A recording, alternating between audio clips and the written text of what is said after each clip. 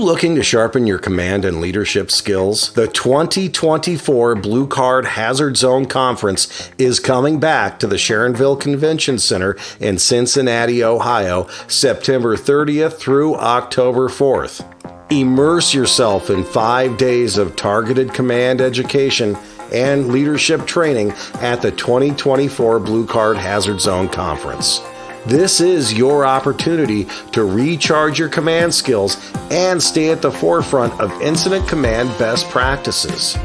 This year, we've added a certification lab September 30th through October 2nd. Also added a Mayday workshop October 1st to October 2nd. The General Conference is on October 3rd and 4th. The Mayday workshop is filling up fast, and our early bird pricing of $415 each for the General Conference is a limited time offer. Don't miss out on this opportunity.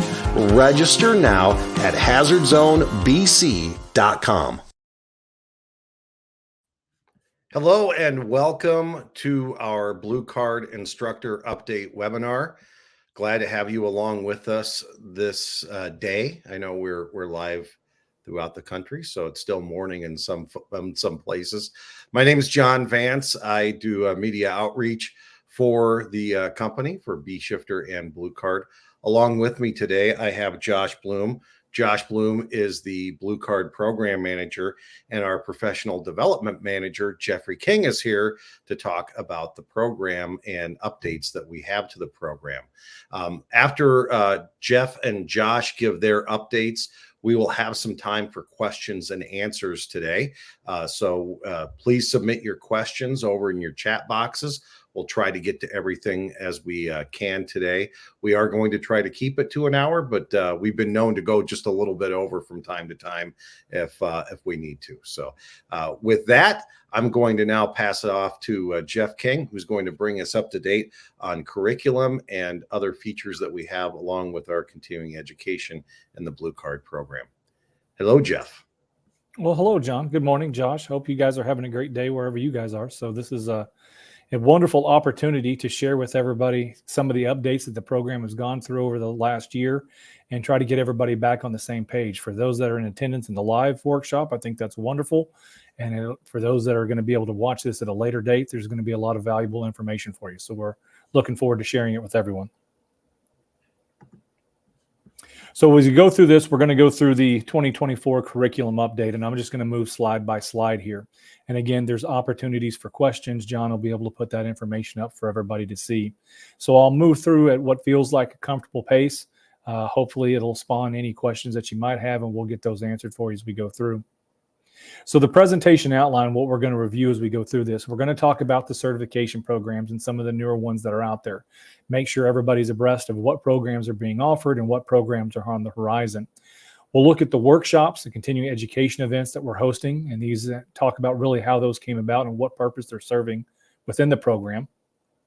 We'll take a good look at our expanding continuing education library and see how we're offering a broader range of subjects to really add value to the program for those people that are participating in the LMS system. We're going to look at the American Council on Education, and we're going through the process again of updating all of our programs through ACE to ensure that people can still get the college level credit at the baccalaureate level for those working on higher education. We'll talk about some of the instructor support things that are available to our members, and also look at curriculum and training program updates, those things that are specific to those that are out there teaching on the day-to-day basis. So there's a lot to cover, and we'll try to get it all in for you in this small little window that we have. So new certification programs. Most everybody is aware that we have a dispatcher certification program. The online program itself is $385, and when you go through the online, it's roughly 10 to 12 hours of training. Those 10 to 12 hours will go through the functions of command as it applies specifically to the dispatcher role.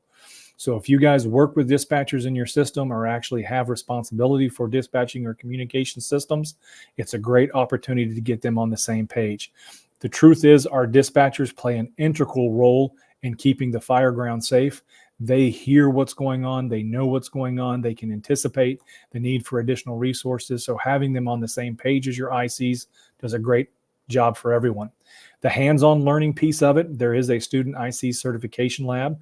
They do have to go through the day one PowerPoints that everybody else goes through, and they have to go through 8 evaluations as a dispatcher. 4 of those evaluations in a non-emergency setting, and 4 of those in an emergency traffic type situation. So again, just like everything else, there is a 24 hours of CE required over 3 years for your continuing education.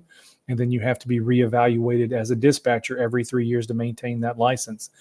Just like everything else we do in the program, everything 100% that we look at here is a tangible skill set that can be lost over time if we don't take care of it. So practicing and reinforcing it is absolutely critical to the success of your organization. So the dispatcher program is one that we also have available. The next one we're going to look at is the Hazmat IC certification, and we've actually got to the point with the Hazmat certification that we've got a number of folks that are currently going through the recertification process with Hazmat. So that's how long we've been running this program. The initial certification covers the standard set of IC certification that you would have to go through the program. So you've got to be a certified Blue Card IC to go through it. The online learning piece is roughly 15 to 18 hours of training that you'll go through. You'll go through the 8 functions of command, and you'll look at 4 tactical hazmat modules that you'll go through. We can talk about more of those later if you have some more questions. The hands-on, the manipulative learning piece that we go through, you go through the Hazmat Day 1 PowerPoint, very similar to what we do with the standard IC certification. And then once you go through that, you'll go through 4 Hazmat IC evaluations. 2 is IC number 1, and 2 of them is IC number 2. So again, it's tied to the standard IC certification. And at this point, we've got roughly over 5,000 people certified as Hazmat ICs and counting. When you look at the program itself, as instructors, once you get certified, you have access to being able to deliver this information. So getting it and making it available to your folks is a pretty simple, easy thing to do. The next one we're going to look at is the ARF IC certification, and we are probably about 75% done with the development of the program. In the next month, we're going to go through the process of doing some recordings of Chief's input and the other things we would need for the online program. And then we are planning on being able to roll this out by the time we get to the Hazard Zone Conference in October in Cincinnati. So the program itself, so you look at it, again, just like everything in ARF, there's a standard certification that you got to have to get into the program. And for us, it's our standard IC Blue Card certification. Once you are certified as an IC, then you can come into the program. The online portion will be about 18 to 24 hours that you'll be able to go through and complete that. And you'll look at the functions of command as it applies to the ARF system. There will be some standard day 1 ARF PowerPoints for ARF IC evaluations. They'll come in and serve as IC1 and IC2, very similar to how we set up and run the Hazmat piece. Recertification will be the same. There'll be continuing education pieces. There'll also be IC simulation evaluation pieces. So all of it will be tied very similar to what we're used to. The nice part about the ARF certifications is we've got a large number of metropolitan departments that are associated with Blue Card that want to be able to use it. And we, at just about every time we host something in Phoenix, we have folks from military installations that are coming in that are wanting to understand how to use incident command to help keep their situation safe. So being able to roll this out, I think, is a wonderful thing. It's been a couple of years in the development, and we'll be able to get it done and out the door ready for everybody else come October. So it should be a good class for everybody. So workshops and continuing education events. When you look at some of these on the screen here, and I'll allow you guys to read them for yourselves, what we did was recognize that there were a number of pieces within the Blue Card program that we could take and expand out and create additional continuing education opportunities. And one of the first ones that we dealt with was the Size Up and Fire Extinguishment Tactics class, is that we wanted to take some of the information that UL and NIST and everybody's been providing us over the last 15, 20 years and help us make better decisions at the tactical and strategic level. How do we combine this information to make those sort of decisions? And when you look at that, you're really talking about command functions number 3 and number 4. That's what we're integrating there. So it's really an expanded topic on those 2 command functions. When you look at some of the other ones that we're looking at, we talk about a division operations. We talk about big box, Mayday management. Those are all smaller pieces that we have in the standard program that we've expanded out to 2-day workshops that allow people to come in and really spend some time and do a deep dive into these programs. The newest one that we have, which has been a tremendous success so far, is the critical thinking and strategic decision-making workshop. That's another one that we've got a lot of great information on. So as you go through these, you can take a look. If you see these flyers coming out or you see information coming out about these programs, they're a wonderful opportunity to come in to get 16 hours of continuing education credit toward the 36 you need over your 3 years with your standard Blue Card IC certification. And they cover a range of topics that really help tie all the curriculum and the programming back together. So there's a lot of stuff that's available for you if you want to take a look at them. They work out pretty good. The expanding the continuing education library, talking about some of the things that we've done there. You know, for the longest time, we had a lot of articles that were coming up in the B Shifter magazine, and the Buck Slip has come in. And what we're being able to do with that is on a weekly basis, reach out to our instructor base and those people that are associated with the program and be able to offer them opportunities to continuing education through that portal. So we just had another one dropped. It gave us information from a class that Brian Smith built for us that's up and available right now, one of the newest classes that have been added. You can access them directly through the Buck Slip that you get through your email once a week. Or if you are registered and an RMS system user, then you can log into your system and you can scroll into the CEs and take any class you want to help maintain your certifications. The best thing that we're doing with the CE library is we are expanding the content to include things other than just the stuff that we've done on a regular basis, which would include all the things tied to the standard IC. We're offering things that offer some fire science elements. We're offering some things that have some leadership and instruction elements. We have things that are offering to help better our fire officers. So we're trying to have a broad spectrum of classes and continuing to expand that for everybody to make, again, add value to the program that everybody's paying to be a part of. Again, some of the CE content, you can take a look at the screen. These are all the ones that are on there. The latest one that has not been added is the one that Brian Smith just made for us. But right now we're sitting at about 39, almost 40 CEs in there that you can go in and get to, and that's more than enough. And each of them are anywhere between 2 hours to 5 hours credit, depending on the length of the class that you're taking. We'll talk a little bit more about the accreditation piece as we get to that coming up. But those are all the CEs that are available to you. The ACE, American Council on Education, they're the organization that we use to do the accrediting for the program. And when you talk about the accreditation for the program, the continuing education piece as it ties to really professional development. And that's what we're talking about, is not just having people maintain their certifications, but getting college hours that transfer to those people who are wanting to attain degrees. The standard incident command certification that you see up there on the screen on the top left side, 5 hours of upper division baccalaureate hours. So you get 5 hours of 300 to 400 credit.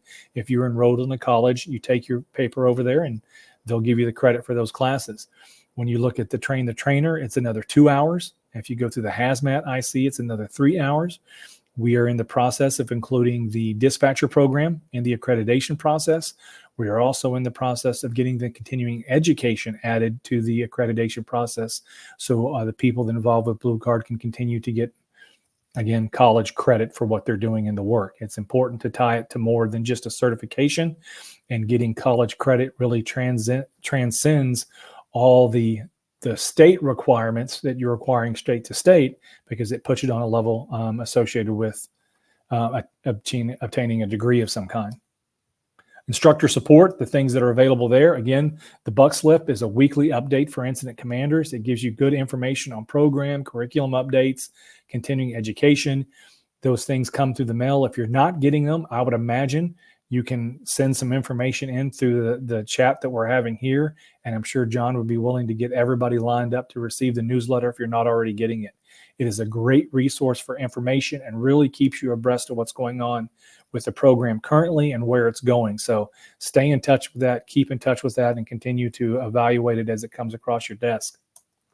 Simulation catalog. We've got a huge simulation catalog that really did a great job of outlining what those are. What we see as we go across the country teaching is that most folks involved with Blue Card generally only work on the sims that are part of the CTC process. We don't see them delving deeply into the wide array of simulation that you have from all the different occupancy types. They kind of stick with what they know. Take some time to go through the catalog. Look at all the things that are on there. It lists out all the critical factors that you'd have to deal with and some of the variable things that you go on. So you'd have an understanding of what you're getting into as you get into the simulation. But that whole catalog is available in the Instructor Download Center. Again, that takes us right to the Instructor Download Center. It's a resource for all of our instructors, and you can see that everything that is actively associated with the program is available there in the Download Center for people to get access to. So if you've never really gone through it, when you log into your account and you get into the page, there's a wealth of information there available for everybody. So feel free to take a look at it and get anything you need off that page. If there's stuff in there if there's stuff that's not in there that you might need, all of us are available to help you get what you need to support your program as you're moving forward. The strategic command worksheet, I don't know what happened to this image. I'm assuming that this did not translate as we uploaded it into this program, but I apologize for that. But we've got a wonderful incident command worksheet that's got some tickler files, reminders up at the top for when you're dealing with maydays, you're dealing with strategic shifts and everything else. So there's some great information in there, even some air monitoring information that you want to acquire once it's over, so you know how to keep your people safe. But we've got those available to folks as well, either through the Download Center or through the Buckslip magazine. You can have access to the new worksheets. One of the things that has happened with the website, as you guys know, as most everybody is familiar with, we've created a brand new website that is a wonderful portal for everybody. And one of the things that was needed is to make sure that everybody still had access to the ebooks that were in the website. Not only do you have access to them right now, you also have a capacity to download those into a PDF format, which is not something that's been available in the past. So access to Fire Command and Command Safety workbooks are actually incredible. When you talk about Fire Command being that cognitive piece that we use to support the program and make sure that everything aligns with what we're trying to do, Command Safety kind of represents those professional standards that are associated with the job of being an incident commander. So you have the professional qualifications and the cognitive qualifications in the two sets of books there. So there's a lot of valuable resources there for folks. And again, the third edition is very close to being done, and we're looking forward to being able to roll that out in the not too distant future. Social media that we have, all the different ones that are available, I'd recommend for everybody that's out there that has the social media accounts, pay attention to what's going on social media. It does a wonderful job of connecting you what's happening in Blue Card, but as an instructor, it will also do a great job of connecting you to any updates that might be coming or information that's coming down the pipe that might be important for you to know. So if you have the opportunity to do so, stay in contact with those social media resources. They're a great way to stay in contact with what's happening with the program. So here we get to the crux of what we're talking about, some of the curriculum and training program updates that we have to deal with here. Day one PowerPoint itself. Everybody that's been associated or downloaded the new program for 2024 will notice that there are some changes. And the biggest changes I would say going back to basics. The focus on the program is that of incident command training. This is a strategic and tactical level training for incident commanders. And as a result of that, we felt incumbent upon ourselves to take out some of the task level fire science information and move that somewhere else. Now, all that information has been included for 3, 4, 5 years now at this point in the safety program. So the size up and fire extinguishment tactics still holds all that information. It still has a lot of relevance to what we do. But when you come in for an incident command trainings and certification program, our focus needs to be on incident command training. As a result, that concentration on the strategic and tactical level training really had us decide that we were going to put a little bit more information about the division supervisor responsibilities and the tactical level responsibilities associated with being a walking boss. We did a really good job. Blue Card does an excellent job with setting up the roles and responsibilities for IC number 1 and then passing those on through the transfer of command to IC number 2. Where we needed to reinforce the program was to come back and make sure we understood what it meant to subdivide that incident, to create those division supervisors, what that looked like, and make sure that we were squared away with that. So that's really been the focus that we've seen on that. You'll see some of that in there. There's a few more little slides that we've added here and there to reinforce the teaching of what we're trying to communicate with the process. But other than that, it's pretty standard. As we get into one piece, and I think this is something that everybody has had some questions about, is in regards to defining the size of the structure.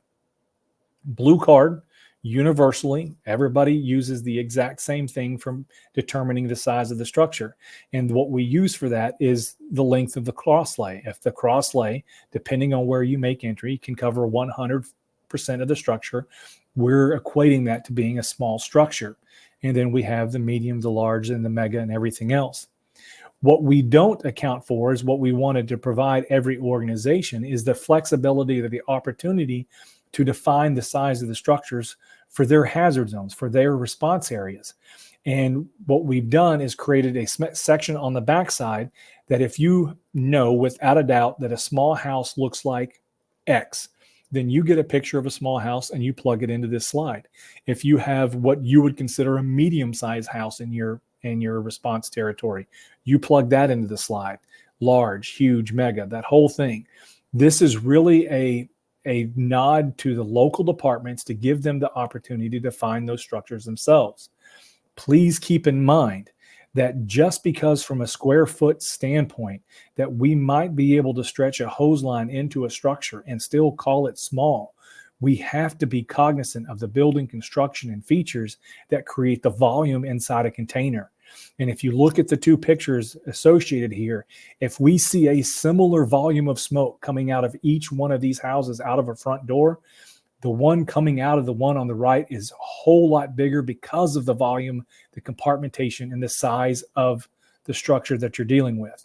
So if this works for you, use it. If this doesn't work for you, take those slides out. This is designed for you to customize and make it reflective of your response area. Sets and reps, they've all been updated, cleaned up, simplified. We've made sure that the headings on the slides match the radio traffic that is being expected throughout the program. We've made sure that we've tried to align everything within the program so it flows well and really simplify the options for the students. When you get to a spot that has a choice, trying to clarify what that looked like when you have that choice to get rid of some of the ambiguity that tended to exist when you were doing the CTCs or the train the trainer process. The CTC simulation previews. We have updated all of our simulation previews that we use in the program. They've all been reworked and completely reimagined. It was done so with one simple premise, is that we wanted to provide the people in the classroom with a practical application of the 8 functions of command and actively engage the students in the strategic decision-making model. As an instructor, if we get up there and we tell people, this is where you go, this is where you do, go and repeat this information, we are not engaging with the principles of the program that requires us to make strategic decisions based on the information we're looking at and our evaluation of those critical fireground factors.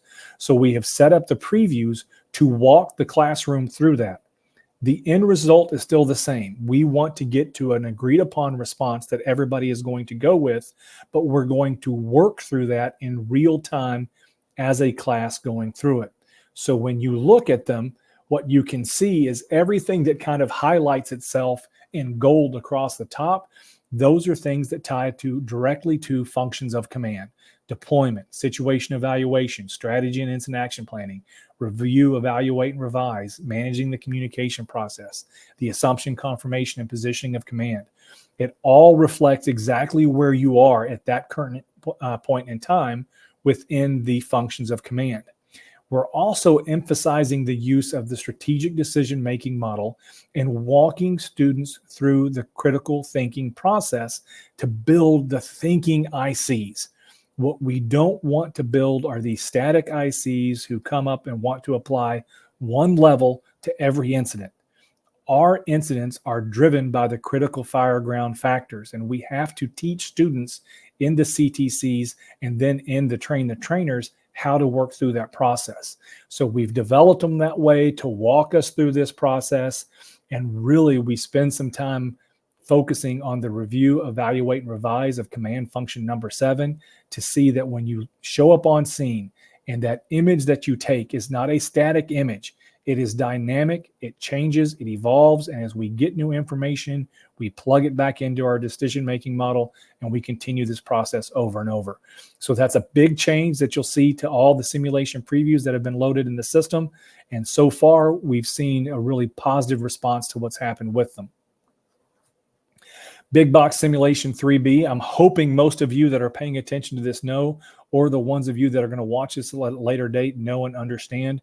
We have changed our big box from the Tire Warehouse to the Lowe's 3B simulation. When you look at the Lowe's simulation, and we start with 3B because it gives us some tactical things that we have to do with, there are actually 3 simulations that are associated with the Lowe's store, A, B, and C.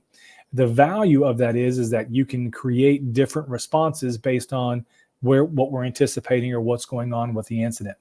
The best part about a Lowe's, it's universally recognized, whether it's a Lowe's or a Home Depot or anything else that we have different spots of the country.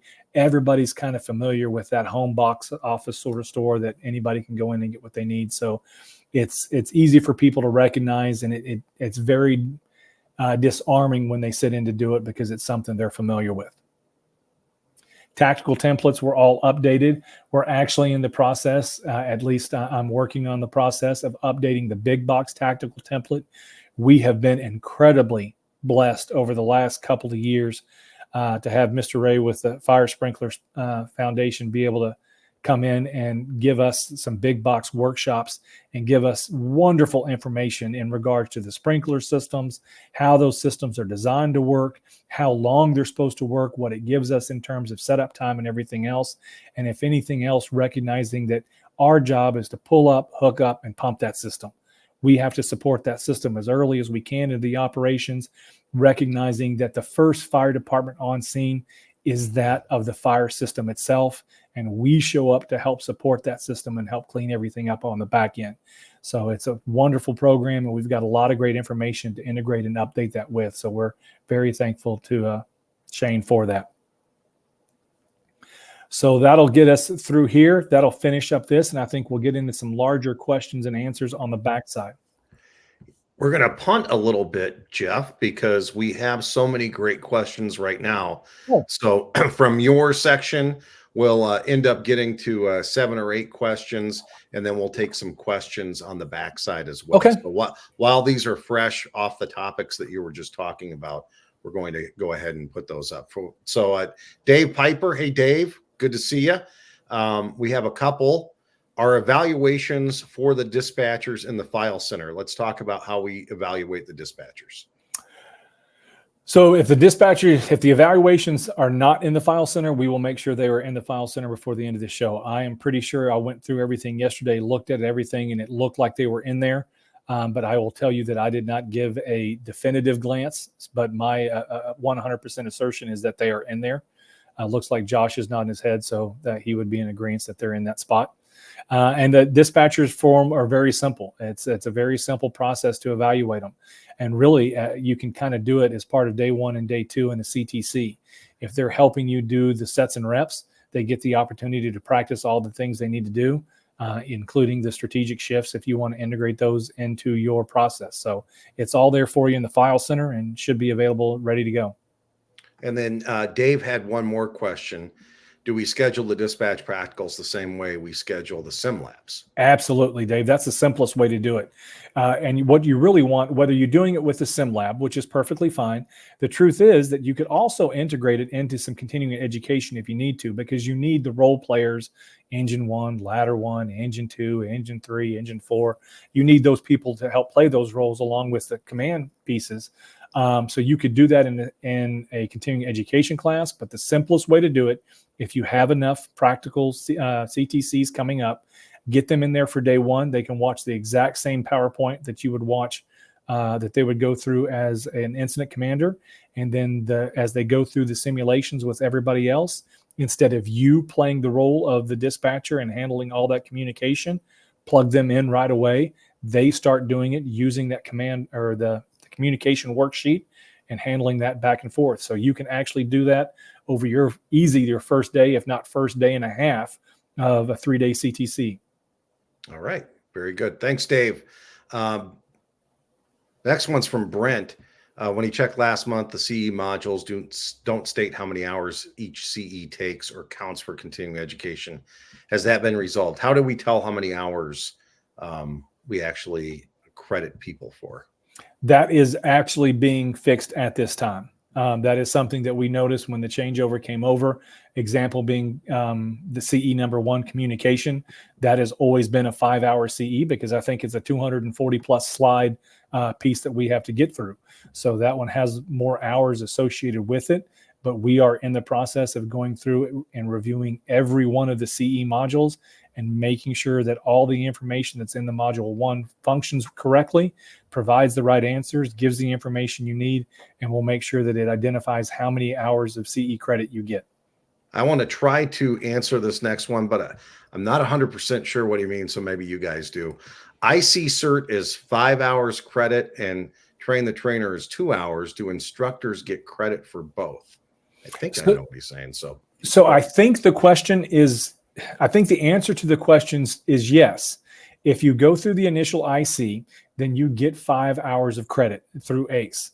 When you go through the train the trainer piece, then you get an additional 2 hours. So coming out of a train the trainer, if you are enrolled in a college and you take your ACE transcripts, you would have 7 hours of baccalaureate 300 to 400 level classes in your back pocket to go toward whatever degree plan, associate, bachelor's, or anything else you're working toward.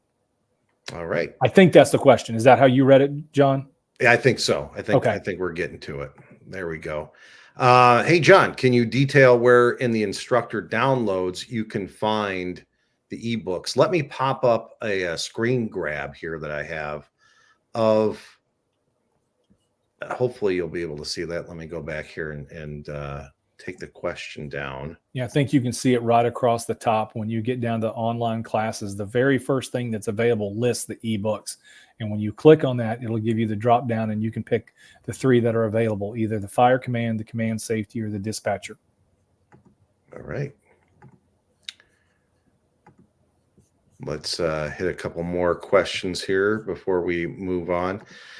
This is one we get on the road all the time, so I'm glad it's come up from Curtis. Did the "Hey you, it's me" get changed?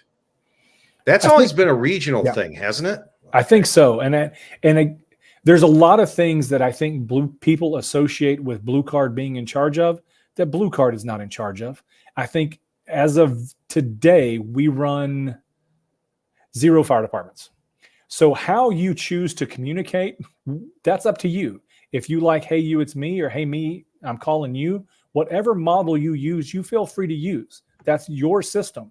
But that system fits within the constructs that we have within the functions of command and how we manage incident command in Blue Card. So how you choose to reach out to somebody is not as important as you using the order model and maintaining control of the communication process. So I think that's more regional, and that's really not in our wheelhouse. That's not what we control. All right. We'll do one more question now, and then we'll get to the rest of them after Josh's presentation. Can we review the Blue Card instructor recertification requirements? So when you start talking about recertification, especially as an instructor, that really it's predicated on your ability to maintain your teaching.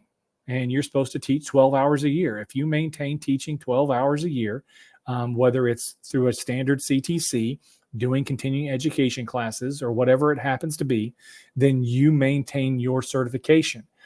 If you don't maintain your 12 hours of teaching, what happens to everybody is they default back to the standard IC. As the standard IC, you have 36 hours of CE every 3 years. Once you finish that, you must pass your evaluations as IC1 and IC number 2 on all 5 occupancy types. And then within the 90-day window of the expiration of your certification, then the refresher comes up with the questions that you got to answer, and then you're essentially done. So the simple answer to maintain your instructor recertification is teach 12 hours a year. That's the only thing you got to do to maintain what you're doing.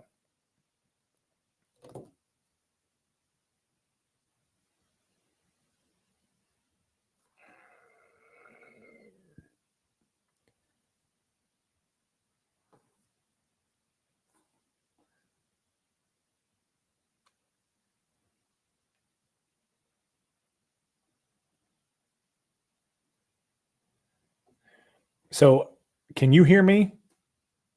Okay, I hear nobody at this point. So I'm going to read the question on the screen. Oh, that was my bad. Okay, go ahead. It looks like you threw it to me, so I'm going to answer it. If you take the CTC at the same time as the train the trainer, so your first certification is a train the trainer course. Technically, you are getting a CTC the first 3 days, and then you're finishing it up, becoming a train the trainer throughout the process. So could you get credit for those 7? Yes. We just have to make sure that when you get your certification, that you are certified as both the standard IC, which you get, and then your instructor license. Those what processes separately. So yes, you would get all 7 credits coming out of that. And if you went and as part of your recertification process decided to make yourself a hazmat incident commander, which is very simple and easy to do, and we all, let's be honest, every fire we respond to is a hazmat call with all the petroleum-based products we're responding to in these structures. Get your folks certified as a hazmat IC. That's another 3 hours. That's 10 hours right there going toward whatever degree you're looking at. All right, very good. We'll get to some more questions after Josh, because a lot of these that people are asking, I think Josh is going to actually hit as far as website operations and some of the changes and updates to the website. So Jeffrey, thank you. Nice job. We'll keep you on for Yes, other sir. questions too, and we'll pass it over to Josh. Thanks, John. So I think we just show the tutorial. So we are in the process of making a bunch of tutorial videos. So right now we have a few that are based on the calls that we were getting the most and questions that the office was getting and what people thought would be of most value. So Sean Glazer did one on getting simulations onto an iPad. We get that 10 times a day, it seems like. So Sean did a tutorial on that. We did one on a 3-day cert lab, the day 1 folder, or the 3-day cert lab folder. So what does that look like? What all's in there? It's in the download center. So the schedule and all of that.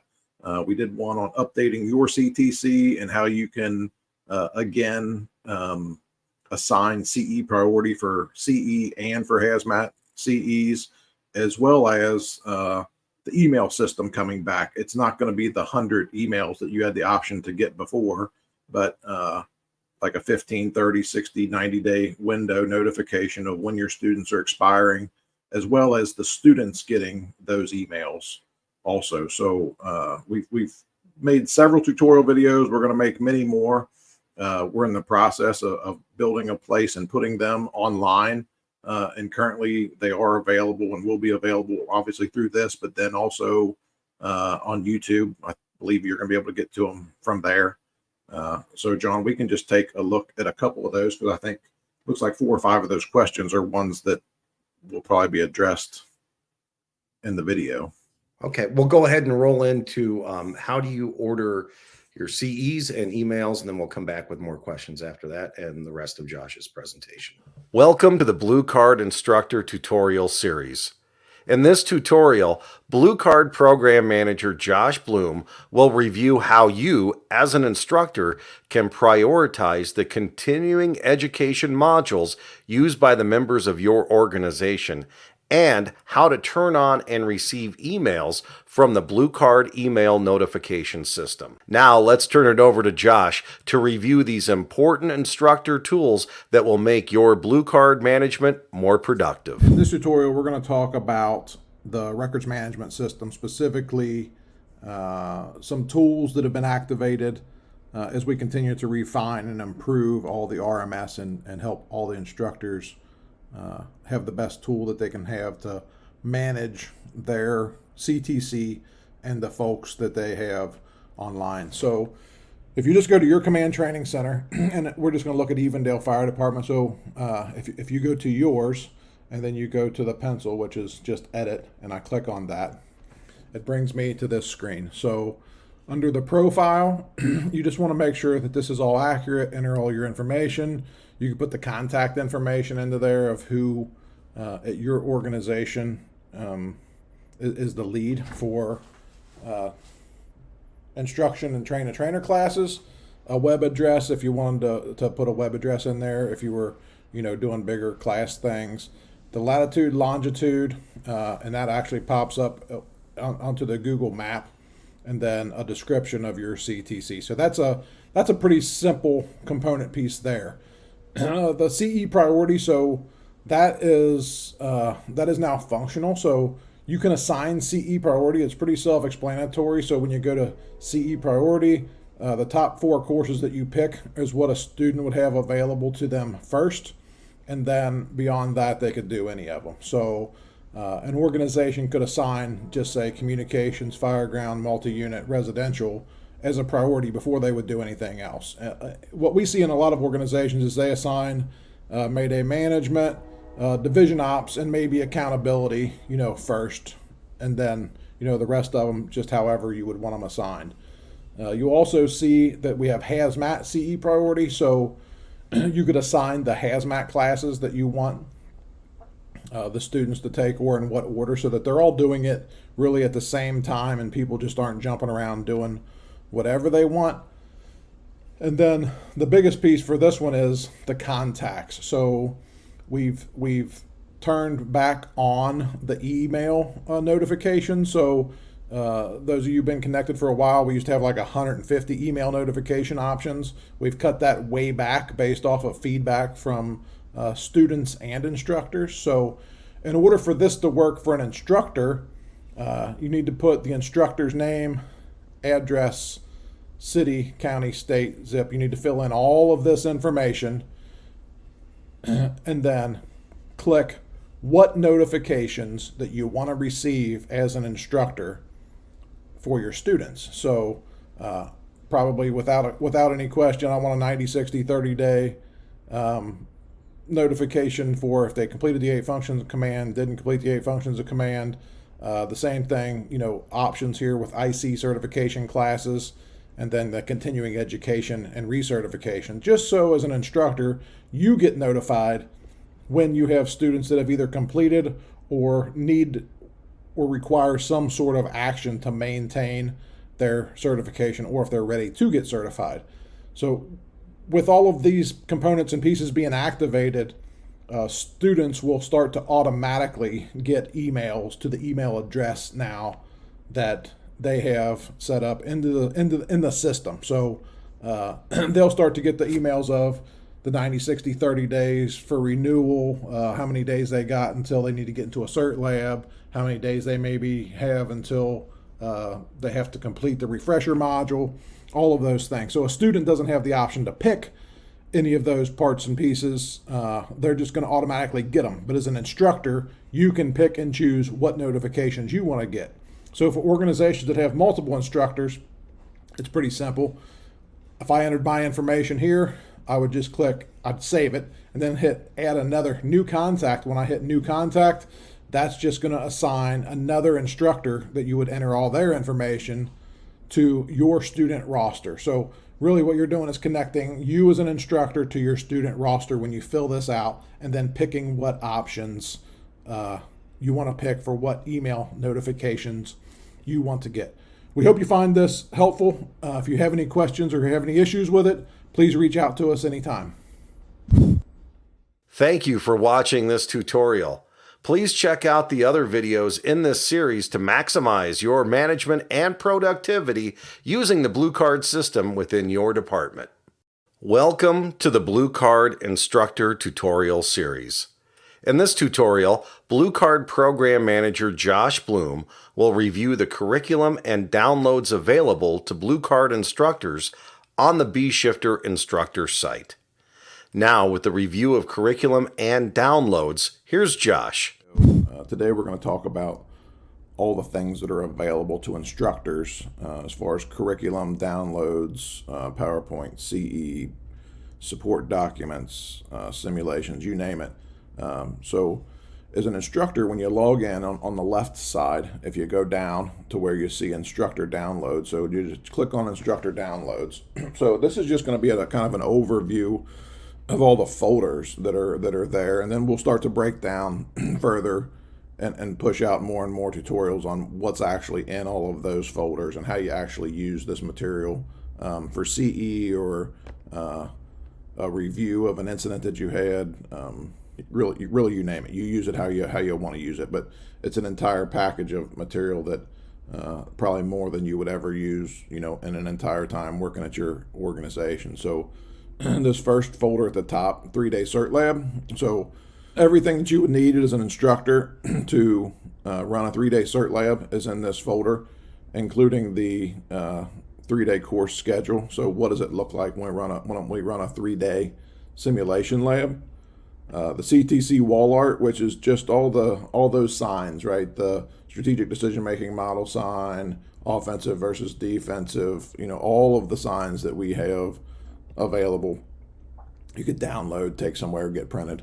In general files, so there's a CE choices flyer. So this is a bunch of the CE, and then just all the other general documents, Mayday CAN reports, the simulation catalog. So if you click on the simulation catalog, it's going to take you to that document. So within the simulation catalog is every single simulation that we have, and really what each of those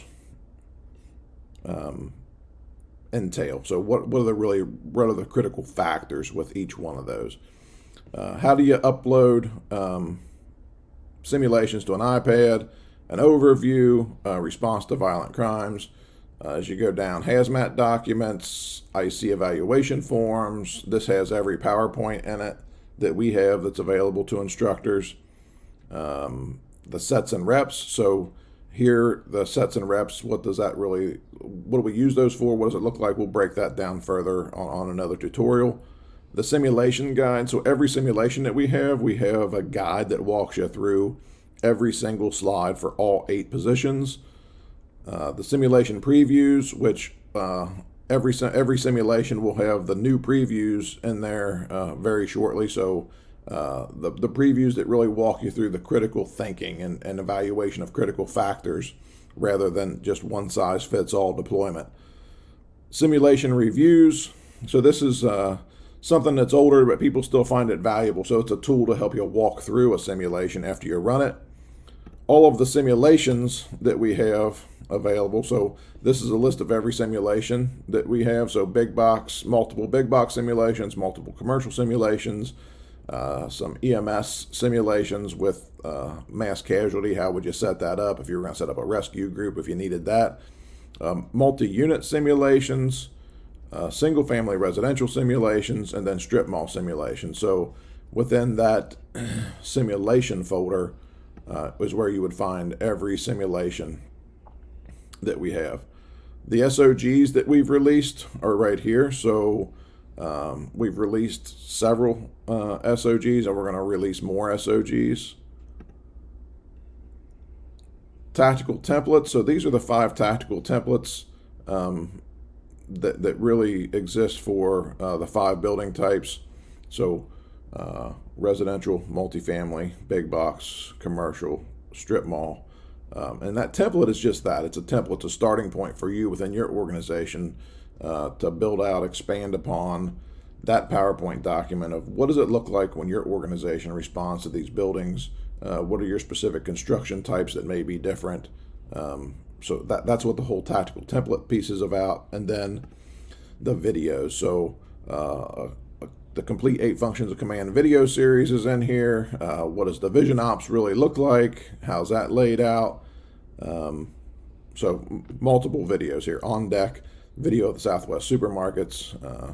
So as an instructor, as you navigate through the download center, you'll see there's really thousands of documents and other components within the download center. 345 entries, but within each one of those, any one simulation has 8 additional, documents within it. So engine 1, ladder 1, and so on. So if you take the time, you can navigate through that. You can download any of this material. Thank you for watching this tutorial. Please check out the other videos in this series to maximize your management and productivity using the Blue Card system within your department.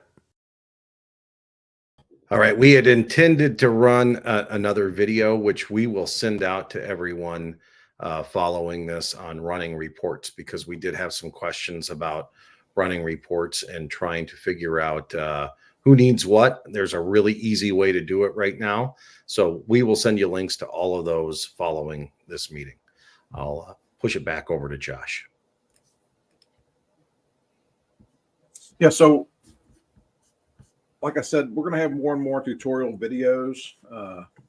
We know there's a ton of questions on there. If you have something, you can email me directly, Josh at BShifter. If you have something on curriculum or anything else we're doing, just email us and we'll get, right back to you. The list keeps populating more and more as far as the questions go. I think that the tutorial on the report that you can run now, it actually dumps it as an Excel sheet. We did that because so many organizations are like, I don't want custom reports. I want something that I can like do something with. And most organizations have the ability to navigate and do something with Excel so that they could, populate it, make it the way that they want, filter it the way that they want, alphabetically, by date of expiration, by who needs CE, who has CE, who's where and what, as far as the certification goes and instructor. So that report has been active for a while. We sent it out several months ago in a buck slip. So again, if you're not looking at the buck slip, make sure you're staying connected to that, because we're trying to connect to you all pretty regularly anytime anything new comes out. We hope the tutorial videos are going to be beneficial. I think it's easier for people just to go to those and click on them. One of the questions, or a couple of questions, were where can we find the tutorial videos? So like I said earlier, they're going to live on the website. So as an instructor, there'll be a whole file of tutorial videos that you can get to. And it'll be everything from, running reports to how do I do a 3-day cert lab to at some point, probably some other videos on just staying connected to CE and other short videos just to help you with the system. So we're 8 months from when we turned the system off and, turning it back on. So with that said, we've come a long way. We feel that the system now is back to where it was when before we shut it off, and we still have tons of improvements coming to it. Jeff talked a little bit about the curriculum, so we're in a state of constantly fixing ourselves, as we should always be. So we're piece by piece, we're breaking everything back down on top of creating the new curriculum, new material. Fire Command 3 being finished, it will be announced and come out in at the conference in October. I don't want to not talk about the Silverback leadership stuff. The Silverback leadership is going to start getting posted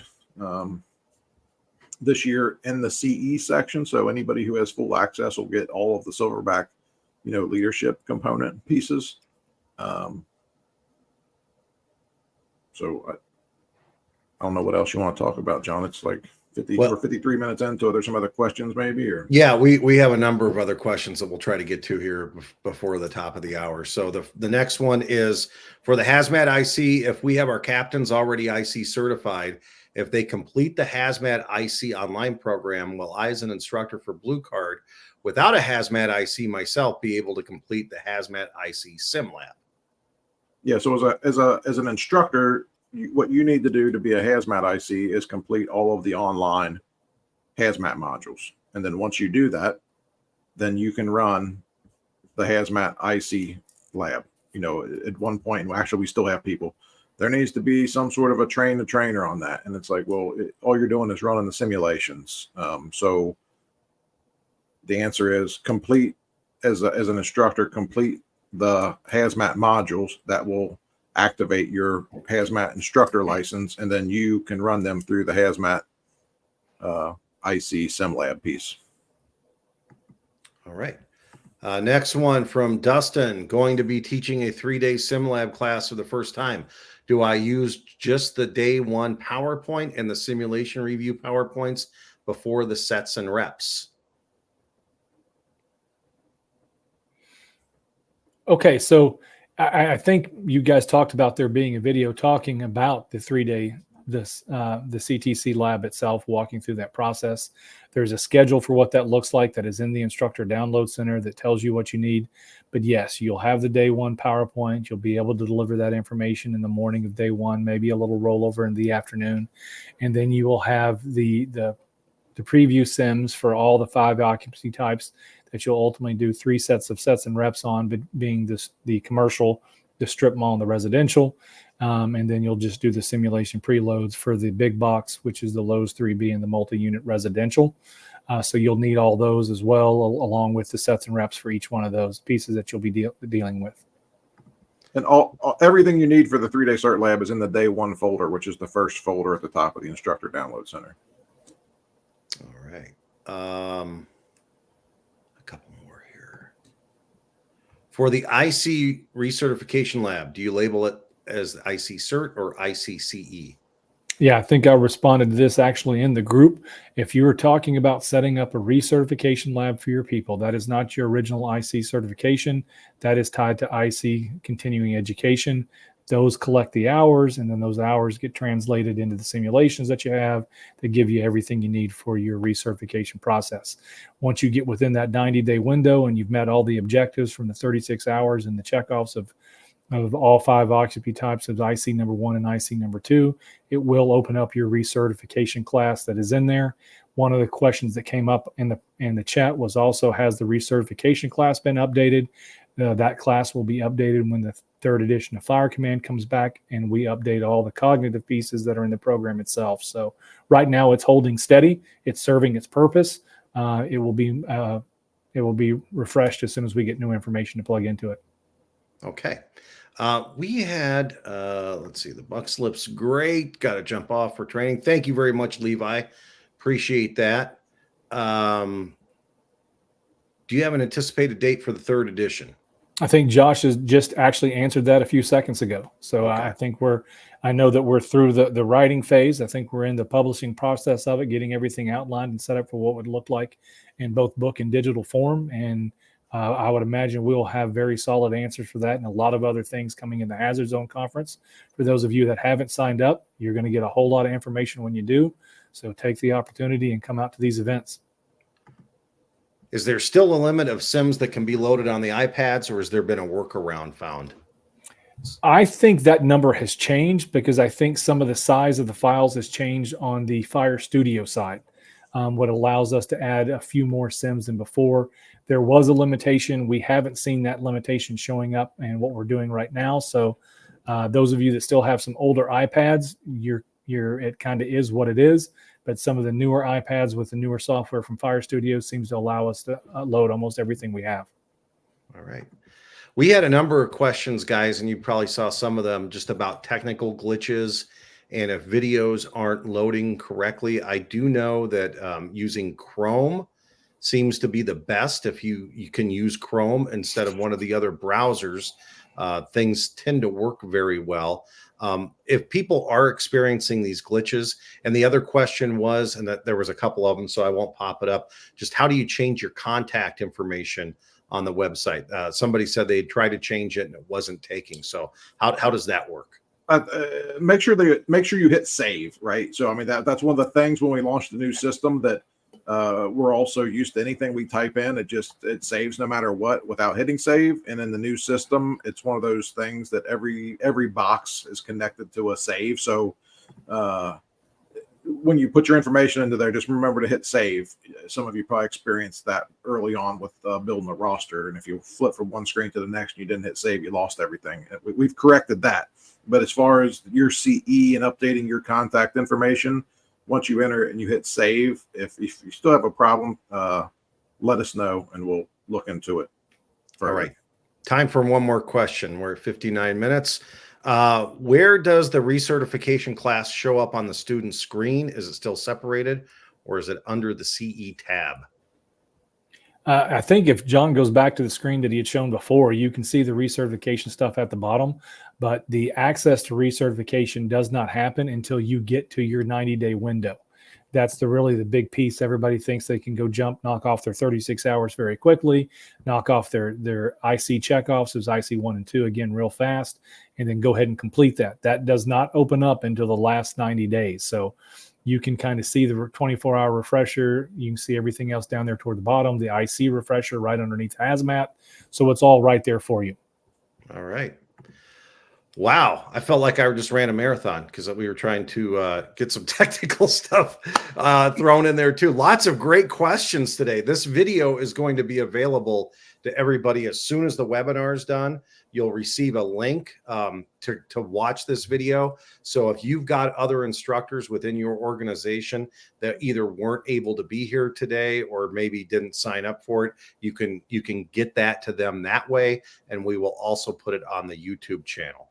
We appreciate everyone's positive comments too. Thank you very, very much for those. Kevin and a bunch of other folks laid in some really nice things. So we appreciate that as well. Josh and Jeff, anything to wrap it up today? So if you had a question, I know there's a ton of questions on there. If we didn't answer your question, just like always, reach out to the office anytime. They're there Monday through Friday, 9 a.m. to 6 p.m. And as you're aware, Jen and Katie and Olivia and Brant, they do a fantastic job. I think they answer the phone at 11 o'clock at night sometimes because they'll text me or send me an email. So reach out to them, or you can email any of us anytime, and we'll answer your question or get you the answer to your question. We don't want to leave you hanging out there. You took your time to jump on here, and if we didn't answer your question, make sure you get it to us, and we'll get an answer to you. And then it's exciting for us. The Mayday workshop at the conference filled up in like 30 days, so we had a waiting list. So we had 40 students right away sign up for that.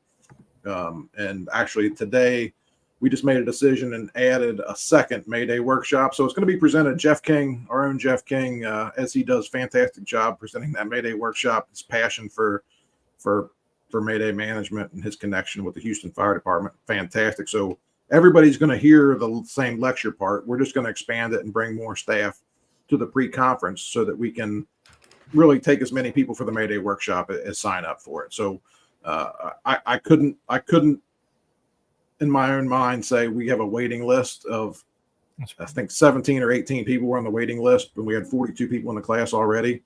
And really tell somebody, no, we're not going to offer you the Mayday workshop, because it is critically important, I think, and a lot of takeaways come from that class. So and it's a good opportunity to connect with I think we'll end up with 100 people in there. So 100 people from all over the place. We got people from California, Phoenix Fire Department, to Maine, Massachusetts, Florida coming to it. So if you were looking to come to the Mayday workshop, you were on the waiting list, you're going to be in the class. And if you want to take advantage of that opportunity, I'm sure those next several seats will fill up fast, because we had it posted for a week or so now that it was full. But we're going to expand it. So other than that, thank you for everybody jumping on. Again, reach out to us anytime. We all make ourselves available. Don't sit there and wonder about a question. Just go ahead and send us an email or call the office, and we'll get you an answer. Very good. Thank you, Josh. Jeffrey, anything to wrap it up?